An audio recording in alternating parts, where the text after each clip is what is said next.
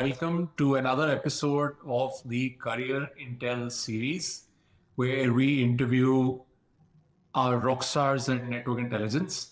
And today we have someone very interesting, Priya Jhaveri. She is not from the delivery or the technical side of the business. She is from our finance team. And the reason it's going to be a very interesting chat is that Priya joined us at a very important milestone of the company. She stayed with us through another big milestone, and she has been part of many other important milestones of network intelligence. So, Priya, welcome to the channel. Thank you for welcoming me. How are you doing today? I'm good. How are you? Very well, very well. So, Priya, you joined us in June 2018. And that was the time when that month of June or July is when we received funds from the private equity transaction that we closed, which is that we got investment from Helix Investments. And suddenly we had a chunk load of money in the bank, which we'd never had before for 17 years of running the business. This is before you joined. We were most of the time running it hand to mouth, just managing to keep enough money in the bank, but mainly focused on meeting payroll, paying the rent, paying the costs, and, making sure we were collecting enough every month to meet our obligations. Yes. So tell us about your initial few weeks and months with the company where we were suddenly flush with cash, and what was your experience?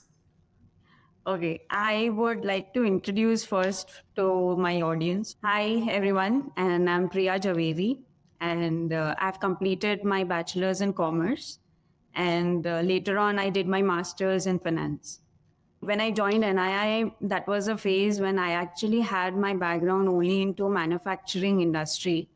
And typically from the service industry, I had no experience before. Moving to NII was a challenge for me, being a service industry. And I remember at the time of interview, I was asked that, look, the position you're joining is totally messed up, and you have to set up all the processes and you have to take initiative one step ahead. So I said, okay, fine. It's challenging for me, though I'm not from the service background, but yes, I'll look over to it as a challenge. So that was an add-on experience to my actually career. So that's how I began in NII and in June 2018 as a junior accountant. So after a month later on, and it was an announcement that the investor is coming in, and I said, okay, fine, that's okay, because I was unknown, like what is the next action they're going to take. So they started with asking for these reports and AR and everything was like unusual, unorganized. So that was a phase when I actually joined NII. I think we put many of the numbers together as part of the investment process, in the sense that we kind of streamlined our accounting processes to some extent. But after the investors came in, they were expecting monthly reports, and we just didn't have those processes set up. I remember some pretty tough meetings we had with the first few board meetings, where we actually presented, should I say, ridiculous data, or it was not in an organized format. Inaccurate or incomplete information. I think it took us like a good 6 months because you joined, our current head of finance, Amit. He joined at that time, and you guys brought in a lot of experience and discipline into the way we were running our finance operation. And I have been a techie throughout. So, my finance touch was that how much money do we have in the bank now? How much is our expenses per month, which I always knew typically in what range it is, and what payments are expected? Are they coming in or are they not coming in? So that, and are we filing our returns on time? And the rest, I trusted a very small team. I think we had two or three people in the finance. We didn't call it finance; we called it the accounts team. There was no budgeting. There was no monthly reporting. There was no tracking of invoices.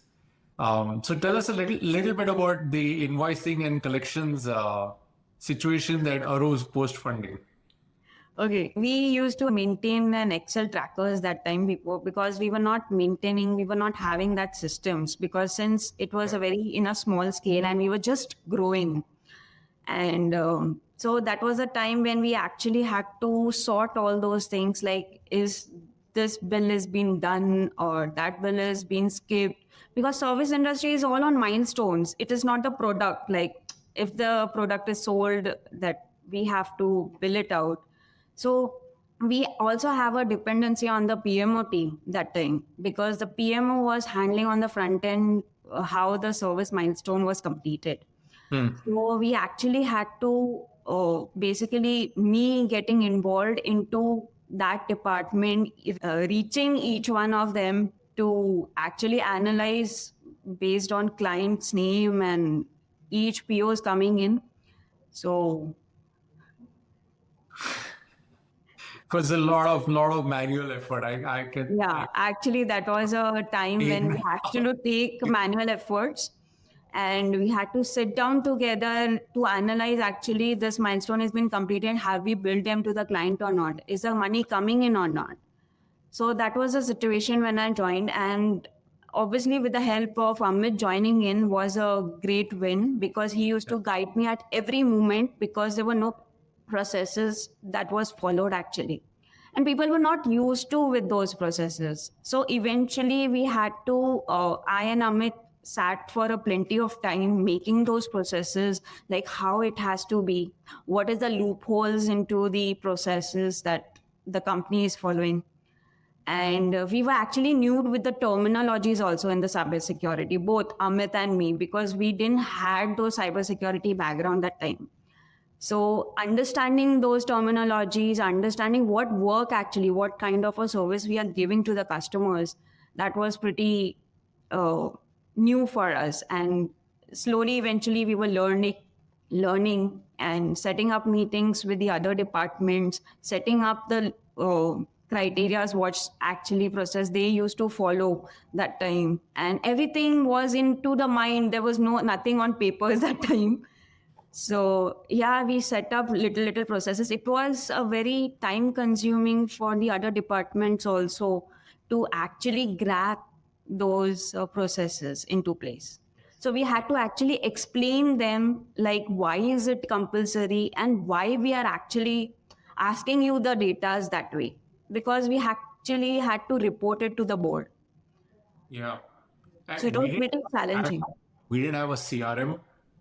Uh, all purchase orders, everything was being tracked on Excel. Yeah.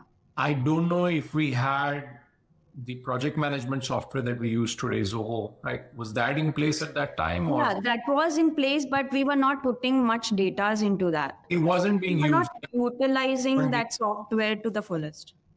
Correct, correct. In kudos to the project management team as well. Over the years, they've like fully exploited that Zoho project management software and built in a lot of capabilities themselves and on the product. Priya, one thing I remember was that when we got all this money in the bank, one process that I just let go of was the accounts receivable, which is to basically collect money that is due to us.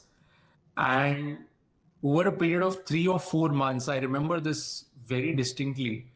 Our accounts receivable rose to a number that was almost equal to the funds we'd received, the investment that we'd received.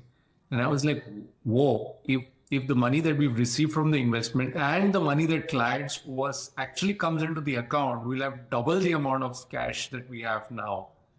Um, but somewhere I think we all felt, yeah, we don't have to be so stressed about collections. We have money in the bank. We will be able to make payroll. We will be able to pay rent and electricity and other expenses. let the clients pay whenever they can. And then it took us, I think, more than a year to bring that accounts receivable situation into control because we just let go of it at that moment. I mean, I know you guys are fixing other processes, but accounts receivable was something I used to sit on. In fact, my dad used to pitch in as well. Correct. I brought him out of retirement pre-investment, and I was like, Dad, go follow up with all these customers. And he used to go around, and I gave him a car and a driver, and I said, just go meet all these customers and collect this money. It is due to us. And then after a while, I told Dad, yeah, take it easy. You don't have to take this. And then the Yeah. whole just ballooned out of control, and then we had to get it back, in control. It took us a while to fix that problem. So yeah, I mean, lesson learned. If you have processes that are working, don't abandon them. And of course, whatever is not in place, you have to hustle together very quickly. So that's kudos to you and Amit and the others on the team, in the finance team, who really started putting a finance shop in place, right? It was just basic accounting and bookkeeping happening till then. So that's fantastic. Now, 2018 was you joined, investment came in, processes were broken, systems weren't around. You guys did a lot of heavy lifting those first 1 or 2 years. And then 2020, COVID hit. What was that like? Because that put a lot of pressure on finances and cash flow, right? So, what was your experience from your side of things? Okay. Initial stage, we were not taking that much seriously because we were in an impression it's just a matter of 1 or 2 months actually, Right. and things would pass like Yes. the other situations. But later on, when it was actually in a major situation where actually people were going out for work from home situation, and we had to actually set up all the office work at home. So that was pretty challenging because sitting at home and working, sometimes it is not feasible for all the employees. Hmm. So that was a phase. And equally, we had that pressure on us that is our job secured or not? Or is like, are we going to get the money every month for our expenses or not? So that was the situation. But I remember you coming on board on the weekly chit chat and coming up and saying, see, look, you are all safe and we are not going to cut down money unless and until we are able to pay. So that was really a good gesture of yours because I could see other people in other companies, they were not getting paid enough. Yep. Or some were getting 50% or some were not even getting. So that was pretty challenging situation and good actually. Since I'm in finance, I knew that we had those renewals still in place where we could get the money from. And that was also, I am sure, in the delivery side, it would have been challenging. And therefore, we couldn't even bill them many a times in many of the companies. So, yes, that was a phase where we were struggling for the renewal portion because that I think that was around March or April that phase was coming in where the renewals had to happen. And we were all in an impression whether renewal would take up in place or not. We would be able to bill them or not. That was multiple questions in our mind. But then that was a situation when we started giving trainings on board on workshop basis. And that was a phase when people were getting time to enhance their skills in multiple areas. So we started our delivery consultants on board for providing the trainings, and we had a win-win situation out there. Yes, that also helped keep the cash flow cycle going. Correct. Because people were paying upfront for the training programs, and they were sitting at home and obviously had the free time to attend these trainings. But I remember that I was very concerned that would our cash flow be sustained? What if we lost? So we actually made 3 scenarios with Amit, and I'm sure you were part of that scenario building. We did a best case scenario where things continue to grow as they have in the past at 15, 20, 25%. things remain the same as they are. And the worst case scenario, which is we actually start losing business, some contracts don't get renewed, is, as you know, March, April is the financial year in India. And so a lot of renewals happen at that time. And that was the crux of the second lockdown, probably, or the first lockdown. So we built these three scenarios, and I told Amit, and that's when I started monitoring on a weekly basis our cash flow situation. And some of the numbers and reporting has sustained even till today. After 4 years, I still look at cash flows on a fortnightly basis, not on a. Your colleague Sonal reports those to me. So I started looking at it weekly, and then I got the senior folks on board. In fact, I don't know if you know this, but four or five of the senior folks in the company, including myself, we took a pay cut at that time. We said, look, we can sustain a 5% reduction in our pay as long as it ensures that everybody else gets paid on time. And I mean, kudos to all the senior guys, Prateek and Altaf and the others. They stood by me. They said, yes, Kiki, we stand with this decision. When the good times come back, they were confident that I would make it up to them and compensate for them for this pay cut. So for that first year of COVID, our focus was 100% that every month we will pay salaries on time, and we didn't fail on that. But yes, I remember that I took that opportunity to focus very hard on that crisis situation, and I think a crisis brings people together as well. And it's been my fortune that all of these senior people stood by me and said, yes, we're in this together and we're going to work hard and make sure that, we navigate our way through this tough situation. And that year, actually, our revenues did not increase. COVID was a tough year. Yeah, that was pretty like last year's only. We were somewhere landing up to the equal situation. Yeah, and then of course it took off 21, 22, it took off because of the remote working and cloud and all of those other aspects. They boosted cybersecurity business for sure.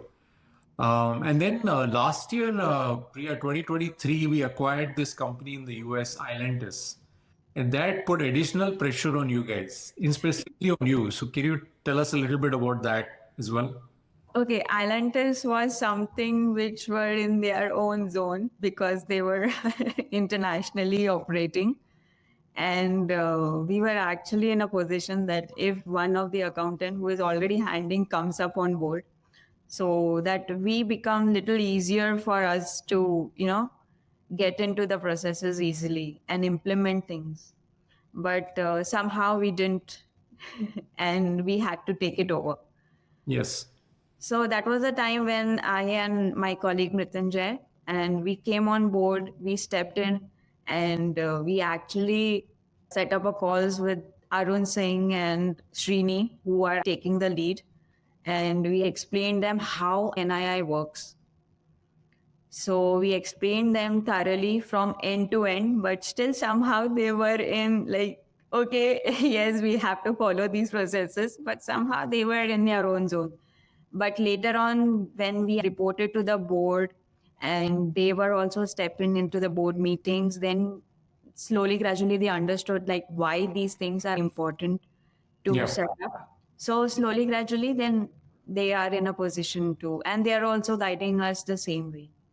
Exactly. I think every new entity that we have either acquired or set up, for example, the Saudi Arabian entity, it's taken a good 6 months, 12 months sometimes for things to get streamlined, because every team has their own way of working and reporting. Yes, and we obviously have processes now well defined, and we have one of the big four firms as auditors whom you guys have to face at least once a year. That can't be a lot of fun, I assume. And again, EY as our auditors came on board 2018 when we were not prepared at all to be audited by a firm like that. Actually, I think it was very painful, right? I remember that there was. It was actually very, very pinpointing actually that time, because they had a huge set of requirements being investor coming into NII.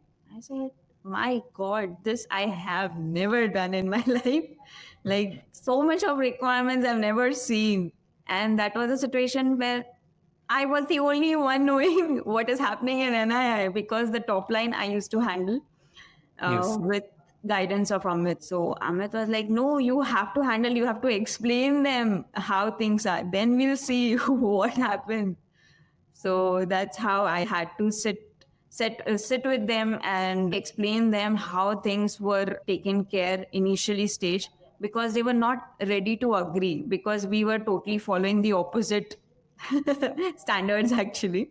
So yeah, that's how it was pretty challenging because I had to sit down in the groundwork as well. We had to set up processes. Eventually, we had to even take care of the EY people out there. So Right. yeah, that was pretty challenging phase. But then we came out from that phase, and I was uploaded from Amit and you in that time. So that Yes. was pretty appreciating. Yeah. And then later down the line, we did a smart move. We hired Jimit from EY, the same audit team, and said, yeah, come on this side and help us out, man. So I think he fixed Yes. remaining gaps, that whatever little gaps remained here and there. Because you guys, initially few years, you did all the heavy lifting with Amit and Sonal and the other members in the team. A lot of heavy lifting from you guys. So when I look back at our situation there was no budgeting, there was no, uh, I think, reconciliation, bank reconciliation processes. A lot of stuff was over email and Excel, and now it's all in our accounting software, Tally. So I think almost every transaction, everything is recorded there from Yes, invoicing to correct. Every transaction, even the MIS comes from Tally nowadays. So it's monthly. pretty easier to analyze things very easily and pull out data from them. Yeah, that's a fantastic achievement. I remember the first year or so when I talked to the EY partner, and he was like, KK, yeah, your team, your processes need a lot of changes. There's a lot of things that need to be fixed. And now it's like super smooth, at least from my perspective. I'm sure you guys have a hard time going at it with each other. No, no, Right. now the situation is in the opposite side actually. You're like giving them all the data on time and then expecting and We maybe are the data expecting the from there. future very soon. That's awesome. That's awesome.